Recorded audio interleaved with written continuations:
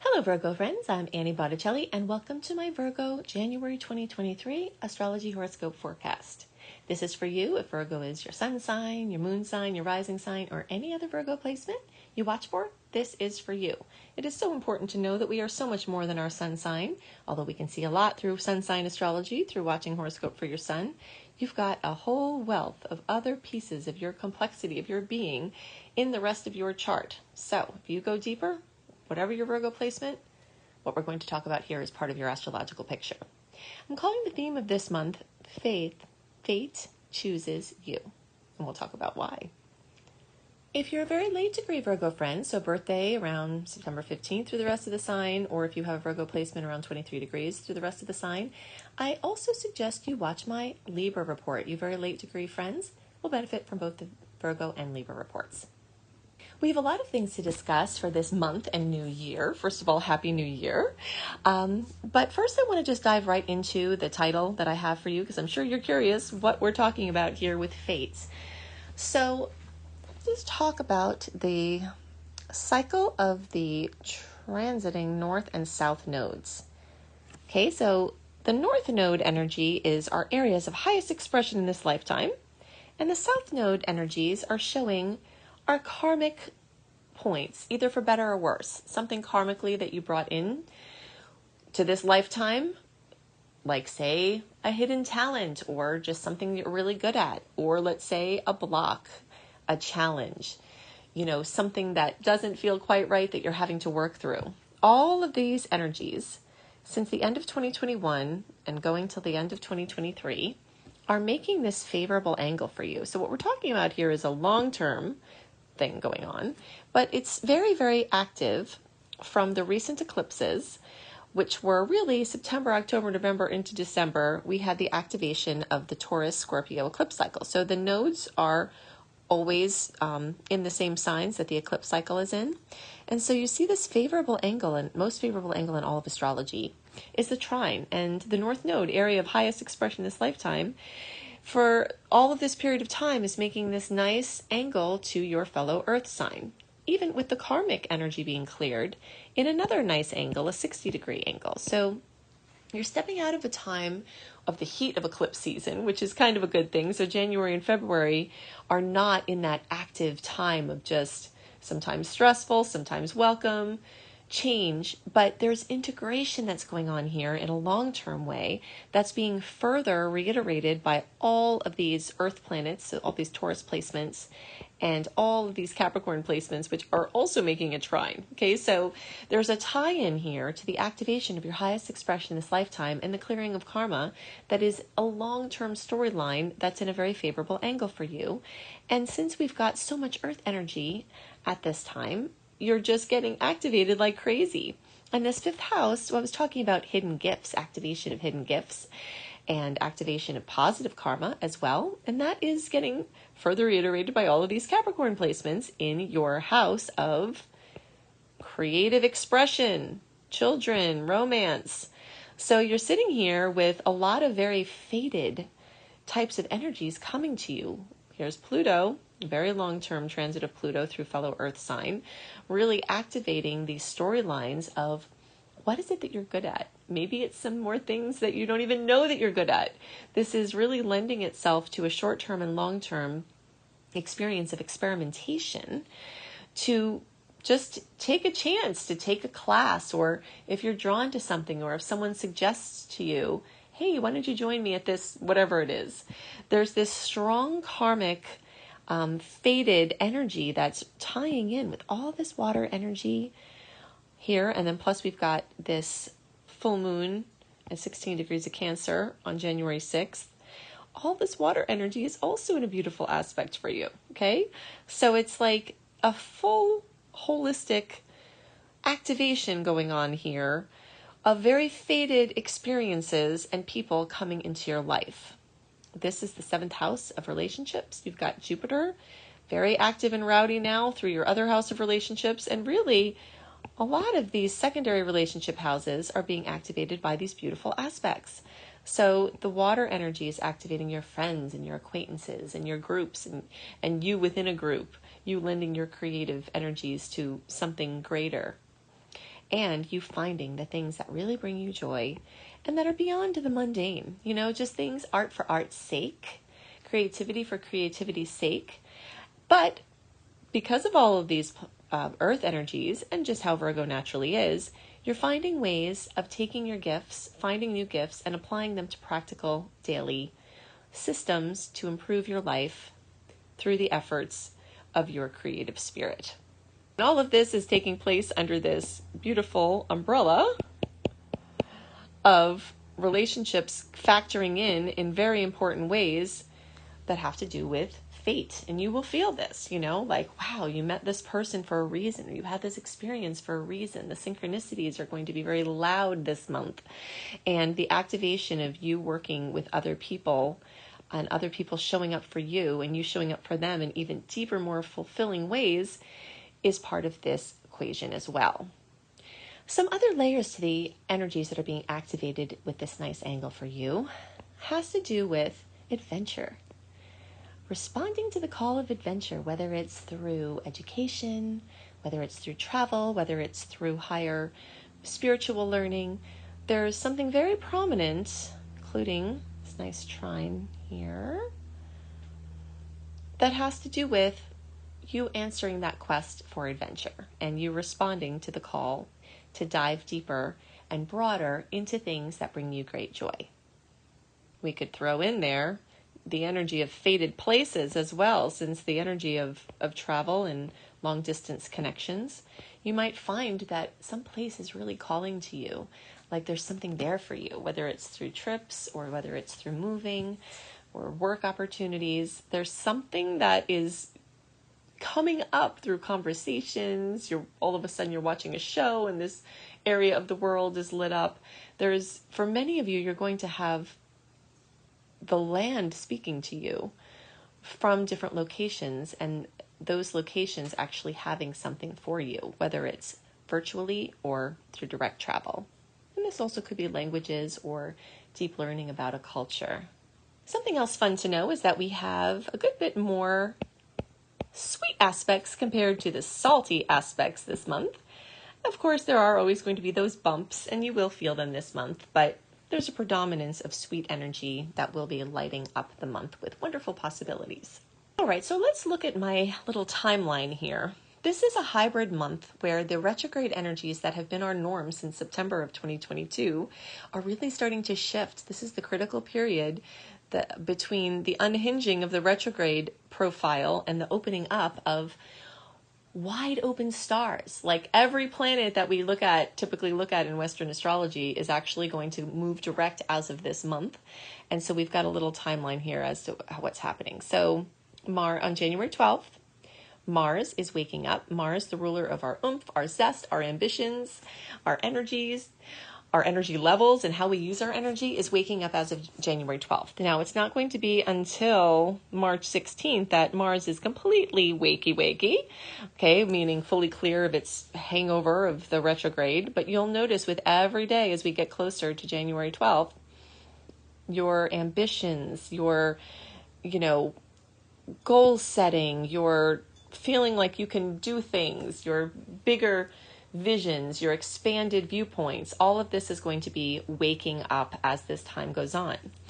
Here are the cogs in the wheel. January 18th, Mercury is going to go direct. It's going to take until February 7th for Mercury's post-shadow transit period to clear. But you can kind of see what's happening here and feel it in the month. We're waking from a deep slumber into this new year, which will feel very much like a new year, especially as the month goes on, because of all the karma that was cleared by all of this, eclipse energy from September into December in the relationships, with money, there's, with your communication, with your education topics. There are a lot of factors here that really kind of brought up some things for you and cleared them out. Maybe some opportunities came, maybe some unwelcome things came, but either way, you're being opened up for brand new experiences. And as these energies open up, then Uranus will go direct around the 21st. And so then we have these wide open stars. Okay, so even though the post-shadow period for Mars doesn't adjust until March 16th, every day we move through January, especially then opening to February into March, you will feel brand new crystal clarity. And you'll be feeling that as the month of January goes on. That's the transition point, and it just keeps getting more and more open from there.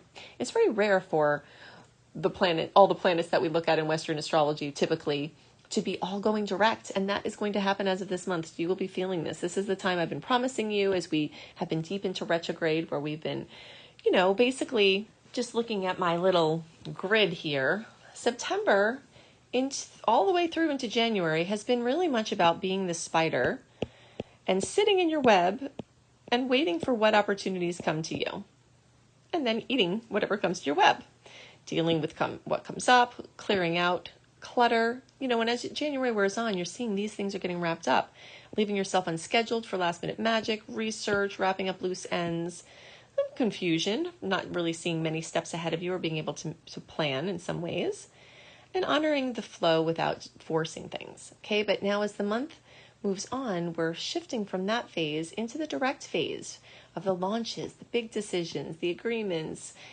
big investments. Not to say you can't invest at any other time of the year, but just having clarity about these things, moves, brand new projects, clarity, future planning, pushing and initiating things. So you'll see this shift that's happening this month into the active, write your message in a bottle, throw it from into the waters, because the tides are going to start going out. Culminating, you can see I have this on an angle here to mean like a crescendo. So March 16th through April 7th, we've got this crescendo in the form of no personal planets being retrograde at all. It's very rare this year as well, like we had last year. It's a year full of personal planet retrograde energy, which means that we've got a lot of inward, backward, working back over old ground, trying different things, beta, experimenting, And so your big pushes for your big decisions and the things you want to have the most oomph, March 16th through April 7th, you've got this wide open period that's, the widest open as these energies open up. But that's not your only good time frame. You can see that there's, as of the end of January, with every day we move through February and March into the beginning of April, you've got amazing opportunities for a clean slate, brand new energy, new starts, truly new things. When we're in retrograde time, it's some new things are happening and new things are going on, but there's this tilt to the past. There's like, okay, this is a new version of this. This is an edited version of this. This is a redo of this. This is bringing this back around. There's just this strong tilt to the past. And now we're opening up into this time where really just the brand new energies are so much so that I can barely even explain them. Okay. They're just so intense and rare. This month is going to be full of opportunities of the stars basically speaking your language. As I said, with all this earth energy, it's basically that the stars are speaking your language, practicality, things that make sense, organization, focusing on the mundane things, the things every day that have to be dealt with. And then there's going to be this gigantic dose of intuition and emotion and creativity. And all of this is in favorable angles for you. And again, speaking your language, water and earth get along really well. Then you've got Jupiter moving forward, and from now until May, and really December November when Jupiter went direct, through May when it will blaze through this energy of Aries, you're going to have this spree of expansion in your finances, especially in other people's money. The chances for you to win money, have people give you money, government, taxes, debt, all positive things in those arenas. Sometimes there has to be a little ruckus first, and then you have to clear it up. Jupiter sometimes makes things worse. So let's say you've got this credit problem or this debt problem or this tax issue that's been burdening you. Sometimes with Jupiter moving forward, it might come to a head, but along with revealing the problem can also reveal the solution. So, if you need something, if you need to borrow money, if you need to rectify something in your financial realm, spousal money, business money, capital, investing, family money, Jupiter is going to be blazing forward. And if there were ever a time, I definitely don't advocate gambling because it can be very destructive and can be very addictive. But if you buy a little lotto ticket now and again and you can afford that and it's not throwing you off, or some other way I've told this story before with Jupiter in the 8th house, but I want to bring it back around because it's kind of a big, good one. Back in the days when I was doing live readings in person with people in my community, I met this woman at this holiday event, and we really hit it off, and we were chatting, and she came over to my house and did a reading. And she said, I have a question. We were actually going to be done with the reading, and she said, I have one more question. I have done this sweepstakes every year. This is going to be my 10th year. And the winnings are $1 million, but the entry fee is kind of expensive. And I was thinking, I think I'm kind of done with it. Do you have anything to convince me otherwise? And at that time, she had Jupiter going into the 8th house, and it was going to hit off of some things in her 8th house as well. And I said, if there were ever a time to stop doing that sweepstakes, it would not be now. Do not let it be now, because your chance to win big, these are, when we look at astrological potentials, they are potentials, so that's what we're looking at when we're looking at astrology. It's a potential, not necessarily a manifestation. But I said the potentials are very strong, kind of like with meteorology, with the weather, 90% chance of rain. Sometimes it doesn't rain, even though there was a 90% chance. Sometimes there's a 20% chance that it rains. But we're talking about statistics, like probabilities here. So I said, no, absolutely, I would not stop doing a sweepstakes when Jupiter is transiting this house. So then I didn't see her for a little while, and I was walking in the area, and I saw her, and she said, guess what? Remember how you told me this isn't the year to not do the sweepstakes? Well, I took your advice, I went to the sweepstakes, and I won $1 million. Isn't that awesome? And Jupiter was moving through her 8th house. So I'm not saying that you're going to win $1 million or that you're going to win any money at all. But if there ever were a time where the odds were more likely, it would be now, especially into May for everybody. And even those of you who are later degree friends. So we'll say like the September born Virgos, that energy will linger even beyond May. And I think that's pretty exciting. Okay, so I've given you a lot of info about the years, kind of the flow of the astrological cycles through around April. If you want this sort of diagram with understanding the open periods and the retrogrades and the storylines for the whole rest of 2023, go to AnnieBAstrology.com. You can sign up for my exclusive content portal, and in there I have my 2023 astrological tides forecast, where you can get a look ahead into the rhythms of the rest of the year if you're trying to plan your important things and just understanding those tides. So as I alluded to before, January 6th, you're going to have a full moon in Cancer. So the first week of the month, look for fullness, completion, fruition, possibly drama, but this isn't a nice angle for you, so hopefully it will be sweet. For things in family and home and investing in real estate. And this also can bring something to a crescendo in your friends, groups, social media, social circles, community projects, arenas. So just kind of be on the lookout for that. Since that's in a nice angle for you, like I said, any Virgo placement can get kisses, but those of you between, say, 11 and 21 degrees, closer to 16 degrees, the more of a chance you'll get a big kiss from that full moon in Cancer. And so that's basically like September 1st through 11th, and the closer to around the 6th. Get the bigger kiss. In the days around January 21st, we have Chinese New Year and the new moon in Aquarius, and that's going to be very early at 1 degree. And so for you, this is activating new beginnings in your health sector and managing stress, in your daily organization, in your systems, with your pets, in your work life experience, the things you do every day. So there's a chance for some really nice new patterns to begin there. If you resonate with how I teach and you want to learn astrology, go to beastropro.com, beastropro.com, and see my Becoming a Professional Astrologer Mastery Course. I can take you from ground level or whatever level you're at to earning money as an astrologer in a very short amount of time. That is my area of expertise. So go to beastropro.com. If you want to see my other astrology course, my beginner course, or some free courses on how to unleash your money magnet and wellness, go to lumelife.com, Lume life.com. At Annie, the letter B, astrology, so AnnieBAstrology.com, you can see my exclusive content portal. And you can see my 2023 Astrological Tides guide that you can make all your planning for 2023 with this guide, with all the open windows free from personal planet retrogrades and so much more. If you think I am excessive with all of the free offerings I give you every month, then you should see what I put in that portal. Do-it-yourself things for learning how to read your natal chart, etc. So go to anniebastrology.com and see my exclusive content portal.